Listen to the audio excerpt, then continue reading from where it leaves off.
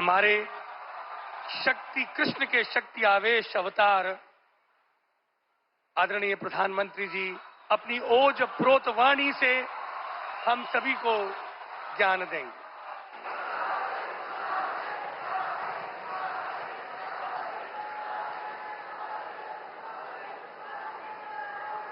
ಎಲ್ಲರಿಗೂ ನಮಸ್ಕಾರ।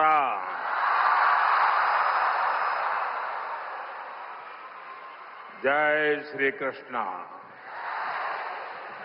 जय श्री कृष्ण, जय श्री कृष्ण। मैं अपनी बात बताना शुरू करूं उसके पहले यहां कुछ बच्चे चित्र बना के ले आए हैं।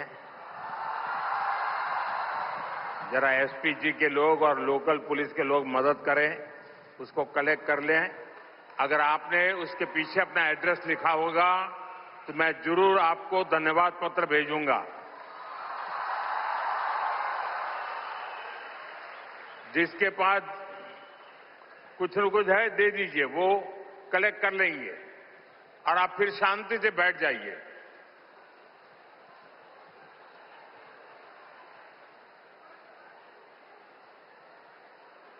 ये बच्चे इतनी मेहनत करते हैं और कभी कभी मैं उनके साथ कभी अन्याय कर देता हूं तो दुख होता है मुझे।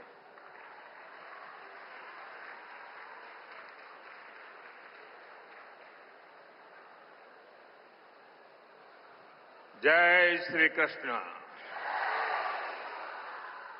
भगवान श्री कृष्ण के दिव्य दर्शनों की संतुष्टि, श्रीमद् भगवद गीता के मंत्रों की ये आध्यात्मिक अनुभूति और इतने सारे पूज्य संतों गुरुओं की ये उपस्थिति मेरे लिए परम सौभाग्य है। मेरे लिए ये असंख्य पुण्यों को प्राप्त करने जैसा है।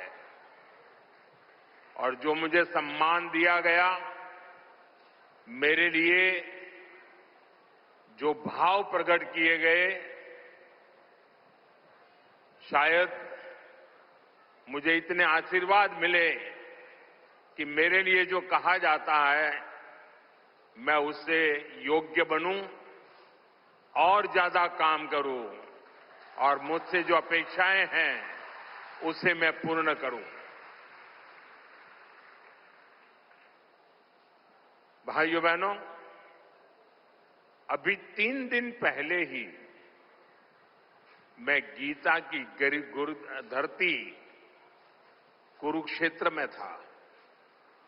अब आज भगवान श्री कृष्ण के आशीर्वाद और जगतगुरु श्री मध्वाचार्य जी के यश की इस भूमि पर आना मेरे लिए परम संतोष का अवसर है।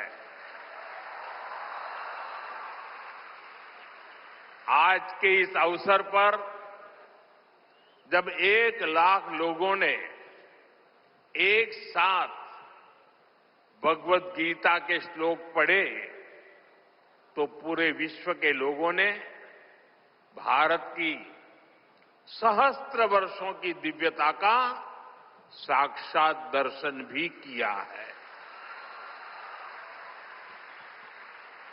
इस कार्यक्रम में हमें आशीर्वाद देने के लिए पधारे हुए श्री श्री सुगुणेन्द्र तीर्थ स्वामी जी, श्री श्री सुशींद्र तीर्थ स्वामी जी, कर्नाटका के गवर्नर थावरचंद गहलोत जी, केंद्रीय मंत्रिमंडल के मेरे सहयोगीगण, राज्य सरकार के मंत्री, सांसद, विधायक, उडुपी के अष्टमठों के सभी अनुयायी, उपस्थित अन्य संतगण, देवी और सज्जनों, कर्नाटका की इस भूमि पर यहां के स्नेहीजनों के बीच आना मेरे लिए सदा ही एक अलग अनुभूति होती है।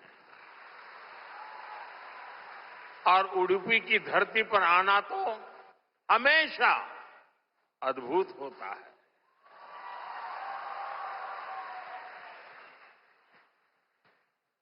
मेरा जन्म गुजरात में हुआ और गुजरात और उडुपी के बीच एक गहरा और विशेष संबंध रहा है।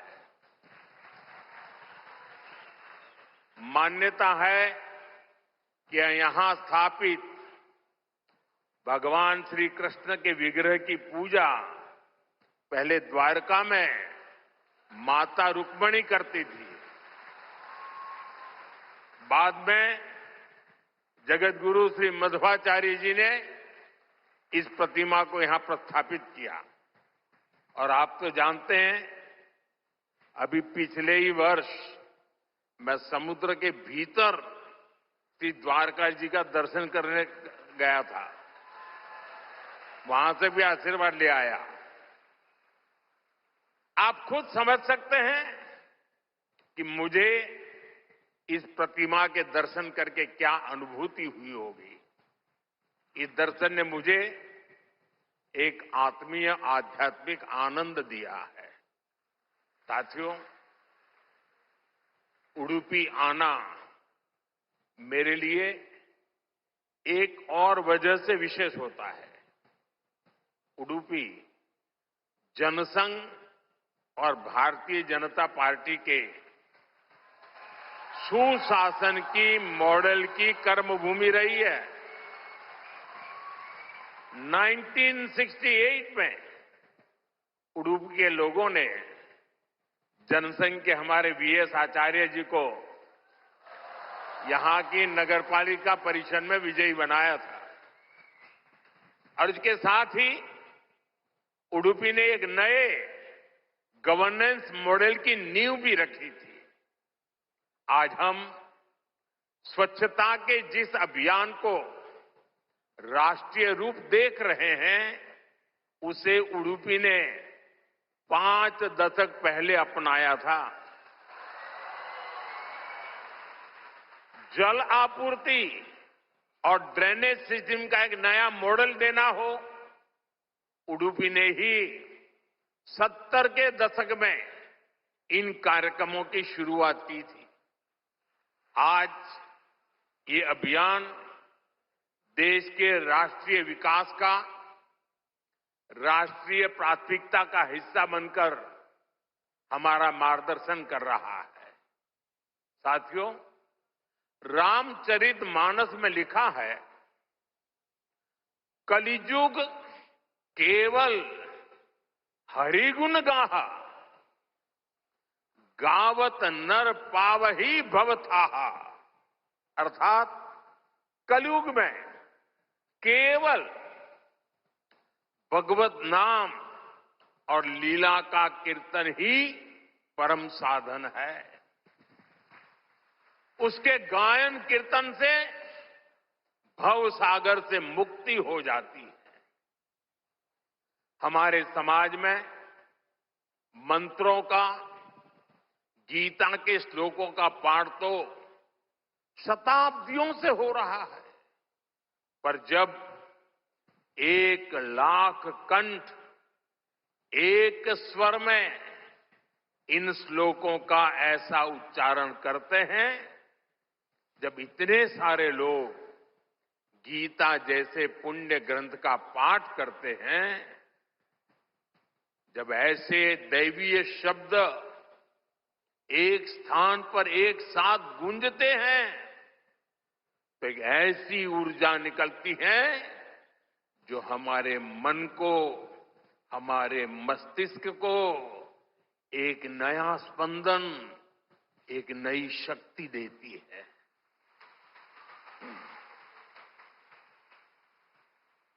यही ऊर्जा अध्यात्म की शक्ति की है। यही ऊर्जा सामाजिक एकता की शक्ति है। इसलिए आज लक्ष्य कंठ गीता का ये अवसर एक विशाल ऊर्जा पिंड को अनुभव करने का अवसर बन गया है। ये विश्व को सामूहिक चेतना, कलेक्टिव कॉन्शियसनेस की शक्ति भी दिखा रहा है। साथियों, आज के दिन विशेष रूप से मैं परम पूज्य श्री श्री सुगुणेन्द्र तीर्थ स्वामी जी को प्रणाम करता हूं। उन्होंने लक्ष्य कंठ गीता के इस विचार को इतने दिव्य रूप में साकार किया है। पूरे विश्व में लोगों को अपने हाथ से गीता लिखने का विचार देकर उन्होंने जिस कोटि गीता लेखन यज्ञ की शुरुआत की है, वो अभियान सनातन परंपरा का एक वैश्विक जन आंदोलन है। जिस तरह से हमारा युवा भगवत गीता के भावों से, इसकी शिक्षाओं से जुड़ रहा है, वो अपने आप में बहुत बड़ी प्रेरणा है। सदियों से भारत में वेदों, उपनिषदों और शास्त्रों के ज्ञान को अगली पीढ़ी तक पहुंचाने की परंपरा रही है और ये कार्यक्रम भी इसी परंपरा का भगवत गीता से अगली पीढ़ी को जोड़ने का एक सार्थक प्रयास बन गया है। साथियों, यहां आने से 3 दिन पहले मैं अयोध्या में भी था। 25 नवंबर को विवाह पंचमी के पावन दिन अयोध्या के राम जन्मभूमि मंदिर में धर्म ध्वजा की स्थापना हुई है।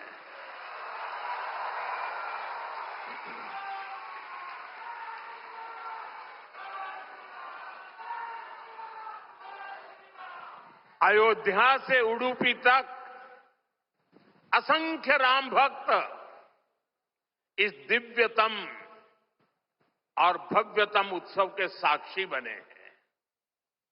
राम मंदिर आंदोलन में उडुपी की भूमिका कितनी बड़ी है, सारा देश इसे जानता है। परम पूज्य स्वर्गीय विश्वेश तीर्थ स्वामी जी ने दशकों पहले राम मंदिर के पूरे आंदोलन को जो दिशा दी, ध्वजारोहण समारोह उसी योगदान की सिद्धि का पर्व बना है। उडुपी के लिए राम मंदिर का निर्माण एक और कारण से विशेष है। नए मंदिर में जगत गुरु मध्वाचार्य जी के नाम पर एक विशाल द्वार भी बनाया गया है। भगवान राम के अनन्य भक्त जगत गुरु मध्वाचार्य जी ने लिखा था, रामाय शाश्वत सुविस्तृत षड्गुणाय सर्वेश्वराय बलवीर्य महारणावाय, अर्थात भगवान श्री राम 6 दिव्य गुणों से विभूषित सर्वेश्वर और अपार शक्ति साहस के सागर है। और इसलिए राम मंदिर परिसर का एक द्वार उनके नाम पर होना उडुपी, कर्नाटका और पूरे देश के लोगों के लिए बहुत गौरव की बात है। साथियों, जगतगुरु श्री मध्वाचार्य जी भारत के द्वैत दर्शन के प्रणेता और वेदांत के प्रकाश स्तंभ है। उनके द्वारा बनाई गई उडुपी के अष्टमठों की व्यवस्था संस्थाओं और नव परंपराओं के निर्माण का मूर्त उदाहरण है। यहां भगवान श्री कृष्ण की भक्ति है, वेदांत का ज्ञान है और हजारों लोगों की अन्न सेवा का संकल्प है। एक तरह से ये स्थान ज्ञान, भक्ति और सेवा का संगम तीर्थ है। साथियों, जिस काल में जगतगुरु मध्वाचार्य जी का जन्म हुआ, उस काल में भारत बहुत सी आंतरिक और बाहर की चुनौतियों से जूझ रहा था। उस काल में उन्होंने भक्ति का वो मार्ग दिखाया जिससे समाज का हर वर्ग, हर मान्यता जुड़ सकते थे। और इसी मार्गदर्शन के कारण आज कई शताब्दियों के बाद भी उनके द्वारा स्थापित मठ प्रतिदिन लाखों लोगों की सेवा का कार्य कर रहे हैं। उनकी प्रेरणा के कारण द्वैत परंपरा में ऐसी कई विभूतियां जन्मी हैं जिन्होंने सदा धर्म, सेवा और समाज निर्माण का काम आगे बढ़ाया। और जन सेवा की ये शाश्वत परंपरा ही उडुपी की सबसे बड़ी धरोहर है। साथियों, जगतगुरु मध्वाचार्य की परंपरा ने ही हरिदास परंपरा को ऊर्जा दी। पुरंदरदास, कनकदास जैसे महापुरुषों ने भक्ति को सरल, सरस और सुगम कन्नड़ा भाषा में जन जन तक पहुंचाया। उनकी ये रचनाएं हर मन तक, गरीब से गरीब वर्ग तक पहुंची और उन्हें धर्म से, सनातन विचारों से जोड़ा। ये रचनाएं आज की पीढ़ी में भी वैसी की वैसी ही है। आज भी हमारे नौजवान सोशल मीडिया की रील्स में श्री पुरंदरदास द्वारा रचित चंद्रचूड़ शिव शंकर पार्वती सुनकर एक अलग भाव में पहुंच जाते हैं। आज भी जब उडुपी में मेरे जैसा कोई भक्त एक छोटी सी खिड़की से भगवान श्री कृष्ण का दर्शन करता है तो उसे कनकदास जी की भक्ति से जुड़ने का अवसर मिलता है। और मैं तो बहुत सौभाग्यशाली हूं, मुझे इसके पहले भी ये सौभाग्य प्राप्त होता रहा है। कनकदास जी को नमन करने का सौभाग्य मिला है।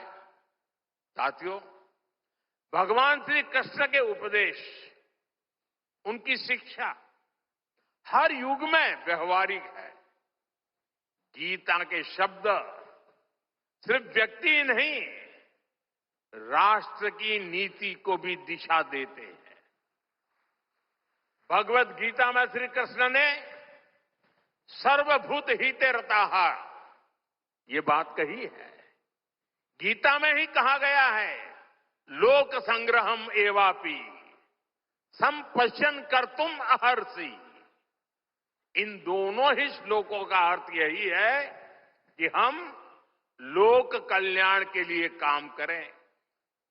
अपने पूरे जीवन में जगतगुरु मध्वाचार्य जी ने इन्हीं भावों को लेकर भारत की एकता को सशक्त किया। साथियों, आज सबका साथ, सबका विकास, सर्वजन हिताय, सर्वजन सुखाय, ये हमारी नीतियों के पीछे भी भगवान श्री कृष्ण के इन्हीं श्लोकों की प्रेरणा है। भगवान श्री कृष्ण हमें गरीबों की सहायता का मंत्र देते हैं और इसी मंत्र की प्रेरणा आयुष्मान भारत और पीएम आवास जैसी स्कीम का आधार बन जाती है। भगवान श्री कृष्ण हमें नारी सुरक्षा, नारी सशक्तिकरण का ज्ञान सिखाते हैं और उसी ज्ञान की प्रेरणा से देश नारी शक्ति वंदन अधिनियम का ऐतिहासिक निर्णय करता है। श्री कृष्ण हमें सबके कल्याण की बात सिखाते हैं और यही बात वैक्सीन मैत्री, सोलर अलायंस और वसुधैव कुटुंबकम की हमारी नीतियों का आधार बनती है। साथियों, श्री कृष्ण ने गीता का संदेश युद्ध की भूमि पर दिया था और भगवत गीता हमें ये सिखाती है कि शांति और सत्य की स्थापना के लिए अत्याचारियों का अंत भी आवश्यक है।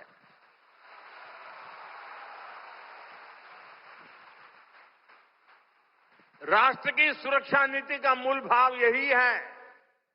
हम वसुधैव कुटुंबकम कहते हैं और हम धर्मो रक्षति रक्षितः का मंत्र भी दोहराते हैं। हम लाल किले से श्री कृष्ण की करुणा का संदेश भी देते हैं और उसी प्राचीर से मिशन सुदर्शन चक्र की उद्घोषणा भी करते हैं। मिशन सुदर्शन चक्र यानी देश के प्रमुख स्थानों की, देश के औद्योगिक और सार्वजनिक क्षेत्रों की सुरक्षा की ऐसी दीवार बनाना जिसे दुश्मन भेद न पाए और अगर दुश्मन दुस्साहस दिखाए तो फिर हमारा सुदर्शन चक्र उसे तबाह कर दे। साथियों, ऑपरेशन सिंदूर की कार्रवाई में भी देश ने हमारा ये संकल्प देखा है। पहलगाम के आतंकी हमले में कई देशवासियों ने अपना जीवन गंवाया। इन पीड़ितों में मेरे कर्नाटका के भाई बहन भी थे। लेकिन पहले जब ऐसे आतंकी हमले होते थे तो सरकारें हाथ पर हाथ रखकर बैठ जाती थी। लेकिन ये नया भारत है, ये न किसी के आगे झुकता है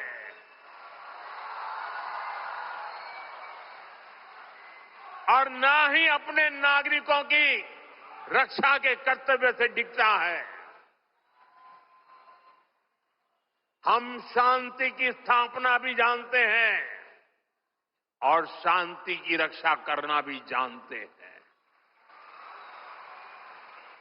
साथियों, भगवत गीता हमें कर्तव्यों का, हमारे जीवन संकल्पों का बोध कराती है और इसी प्रेरणा से मैं आज आप सभी से कुछ संकल्पों का आग्रह भी करूंगा। ये आग्रह 9 संकल्प की तरह है जो हमारे वर्तमान और भविष्य के लिए बहुत आवश्यक है। संत समाज जब इन आग्रहों पर अपना आशीर्वाद दे देगा तो इन्हें जन जन तक पहुंचने से कोई रोक नहीं पाएगा। साथियों, हमारा पहला संकल्प होना चाहिए कि हमें जल संरक्षण करना है, पानी बचाना है, नदियों को बचाना है। हमारा दूसरा संकल्प होना चाहिए कि हम पेड़ लगाएंगे। देश भर में एक पेड़ मां के नाम अभियान को गति मिल रही है। इस अभियान के साथ अगर सभी मठों का सामर्थ्य जुड़ जाएगा तो इसका प्रभाव और व्यापक होगा। तीसरा संकल्प कि हम देश के कम से कम एक गरीब का जीवन सुधारने का प्रयास करें। मैं ज्यादा नहीं कह रहा हूं। चौथा संकल्प स्वदेशी का विचार होना चाहिए। एक जिम्मेदार नागरिक के रूप में हम सब स्वदेशी को अपनाएं। आज भारत आत्मनिर्भर भारत और स्वदेशी के मंत्र पर आगे बढ़ रहा है। हमारी अर्थव्यवस्था, हमारे उद्योग, हमारी टेक्नोलॉजी सब अपने पैरों पर मजबूती से खड़े हो रहे हैं। इसलिए हमें जोर शोर से कहना है, vocal for local, vocal for vocal, vocal. साथियों, 5वें संकल्प के रूप में हमें नेचुरल फार्मिंग को बढ़ावा देना है। हमारा छठा संकल्प होना चाहिए कि हम हेल्थी लाइफस्टाइल को अपनाएंगे, मिलेट्स अपनाएंगे और खाने में तेल की मात्रा कम करेंगे। हमारा 7वां संकल्प ये हो कि हम योग को अपनाएं, इसे जीवन का हिस्सा बनाएं। 8वां संकल्प, मैन्युस्क्रिप्ट्स, पांडुलिपियों के संरक्षण में सहयोग करें। हमारे देश का बहुत सा पुरातन ज्ञान पांडुलिपियों में छिपा हुआ है। इस ज्ञान को संरक्षित करने के लिए केंद्र सरकार ज्ञान भारतम मिशन पर काम कर रही है। आपका सहयोग इस अमूल्य धरोहर को बचाने में मदद करेगा। साथियों, आप 9वां संकल्प लें कि हम कम से कम देश के 25 ऐसे स्थानों का दर्शन करेंगे जो हमारी विरासत से जुड़े हैं। जैसे मैं आपको कुछ सुझाव देता हूं, 3-4 दिन पहले कुरुक्षेत्र में महाभारत अनुभव केंद्र की शुरुआत हुई है। मेरा आग्रह है कि आप इस केंद्र में जाकर भगवान श्री कृष्ण का जीवन दर्शन देखें। गुजरात में हर साल भगवान श्री कृष्ण और मां रुक्मिणी के विवाह को समर्पित माधोपुर मेला भी लगता है। देश के कोने कोने से और खास करके नॉर्थ ईस्ट से बहुत से लोग इस मेले में खास तौर पर पहुंचते हैं। आप भी अगले साल इसमें जाने का प्रयास जरूर करिएगा।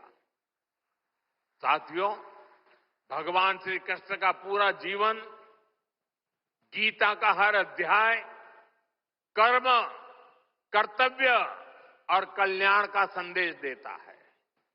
हम भारतीयों के लिए 2047 का काल सिर्फ अमृत काल ही नहीं, विकसित भारत के निर्माण का एक कर्तव्य काल भी है। देश के हर नागरिक की, हर भारतवासी की अपनी एक जिम्मेदारी है।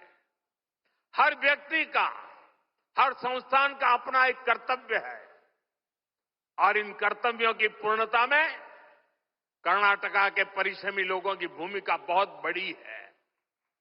हमारा हर प्रयास देश के लिए होना चाहिए। कर्तव्य की इसी भावना पर चलते हुए विकसित कर्नाटका, विकसित भारत का स्वप्न भी साकार होगा। इसी कामना के साथ उडुपी की धरती से निकली है ऊर्जा विकसित भारत के इस संकल्प में हमारा मार्गदर्शन करती रहे। एक बार फिर इस पवित्र आयोजन से जुड़े हर सहभागी को मेरी ढेर सारी शुभकामनाएं और सबको जय श्री कृष्ण, जय श्री कृष्ण, जय श्री कृष्ण।